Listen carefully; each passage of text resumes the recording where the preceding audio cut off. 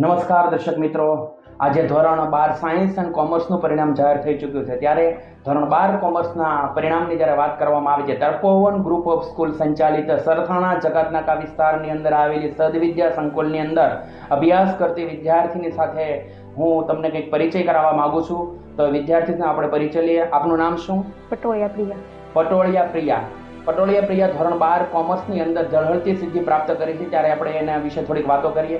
આપણે ધોરણ 12 કોમર્સની અંદર કેટલી ટકાવારી આવી છે? 92.71. 92.71% સાથે અવ્વલ ઉપર રહી છે. 1 ગ્રેડ સાથે પર્સન્ટાઇલ રેન્ક કેટલા છે? 99.60.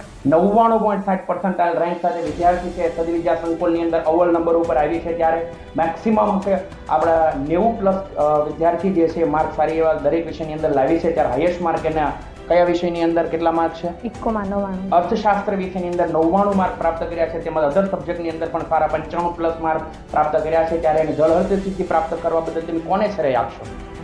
મારા માતા પિતાને સૌપ્રથમ, તથા મારા સ્કૂલના આચાર્યશ્રીઓને, તથા જે શિક્ષકોએ મને ભણાવ્યું તેમ. ઓકે, પ્રિયાનું કહેવું એવું છે માતા પિતાએ મને ખૂબ સારો એવો સપોર્ટ આપ્યો છે. ત્યારે ઝળહળતી સિદ્ધિ પ્રાપ્ત કરી છે અને મહેનત પણ એ બિરદાવવી પડે એવી છે. તેમજ શાળાના શિક્ષકો અને સંચાલક શ્રી આચાર્યશ્રીનો પણ એટલો જ સપોર્ટ રહ્યો છે. ત્યારે આ પરિણામ પ્રાપ્ત થઈ ચૂક્યું છે. આપણા શાળાની અંદર કઈ રીતે મહેનત કરાવવામાં આવતી હતી, કઈ રીતે એક્ઝામો લેવામાં આવતી હતી? એક્ઝામ તો અઠવાડિયામાં 3 એક્ઝામ લેવામાં આવતી હતી. તેનું અઠવાડિયામાં એક્ઝામ લઈને ત્યારબાદ તેનું પરિણામ આપવામાં આવતું હતું 1 દિવસમાં. તથા વારંવાર રિઝલ્ટ પરિણામ આપે અને એમનું જે કંઈ પણ એક તકલીફ હોય, સોલ્યુશન હોય, સોલ્યુશન હતો એ સોલ્યુશન કરાવતા હતા. હા. સાથે સાથે મોડલ ટેસ્ટની એક્ઝામ પણ લેવામાં આવતી હતી. હું તો અગાઉ પણ કહ્યું હતું. મોડલ ટેસ્ટની એક્ઝામની સાથે સાથે શિક્ષકોનો કેવો સપોર્ટ રહ્યો છે આપણને? કોઈ પણ પરિણામ આવે તો ઓછા માર્ક આવે અથવા તો કંઈ પણ તેમ કન્ફ્યુઝનમાં હોય તો શિક્ષકો તમને કઈ રીતે સપોર્ટ કરતા હતા? શિક્ષકો અમારા બધા પ્રશ્નોનું નિરાકરણ લાવતા હતા. જેમાં ન ખબર પડતી હોય તેમાં માર્ગદર્શન આપતા હતા યોગ્ય. ઓકે, પ્રિયાનું કહેવું એવું છે કે તમામ શિક્ષક મિત્રોનો ખૂબ સારો સપોર્ટ આપતા હતા. જ્યારે જરૂર પડે ત્યારે મોટિવેશન કાર્યક્રમ પણ એ ગોઠવતા હતા. એના આચાર્યશ્રી દ્વારા પણ ખૂબ સારું એવું માર્ગદર્શન મળતું હતું. ધોરણ 10ની અંદર આપની કેટલી ટકાવારી હતી? 83%. 83% ધોરણ 10ની અંદર હતી. ધોરણ 12ની અંદર 92.71. 92.71% પ્રાપ્ત કર્યા છે. તેની જોયો વિચારી શકો છો કે 10% જેવું પ્લસ પરિણામ આ બેન લાવી છે. એને મહેનતનું પરિણામ છે. આપ કઈ રીતે મહેનત કરતા હતા? સવારથી સાંજ સુધીની અંદર અને કેટલો સમય રીડિંગ કરતા હતા?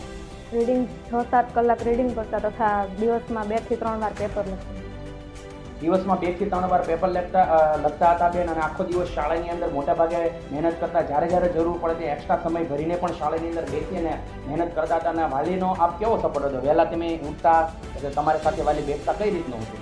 વાલી તો વહેલા ઉઠીને તૈયારી કરી છે અને વાલી સપોર્ટ ફૂલ કરેલો છે. ઓકે, બેનનું કહેવું છે ખૂબ સારી એવી મહેનતથી આ પરિણામ પ્રાપ્ત થયું છે. શિક્ષકો, શાળાશ્રીઓ અને સંચાલક શ્રી આચાર્યશ્રી અને માતા પિતાનો તમામનો છે એ પ્રયાસને આપી રહી છે અને ખૂબ સારી મહેનતથી આ પ્રાપ્ત કર્યું છે. આ પરિણામ બદલ આપને ખૂબ શાળા પરિવાર તરફથી ખૂબ અભિનંદન. આપ ભવિષ્યની અંદર ખૂબ સારી એવી સિદ્ધિ પ્રાપ્ત કરો. આપના માતા પિતાને હું ખૂબ અભિનંદન પાઠવું છું. સાથે સાથે આ ભવિષ્યની અંદર ખૂબ સારી એવી સિદ્ધિ પ્રાપ્ત કરો, ઝળહળતી સિદ્ધિ પ્રાપ્ત કરો. ભવિષ્યની શુભકામનાઓ. Thank you.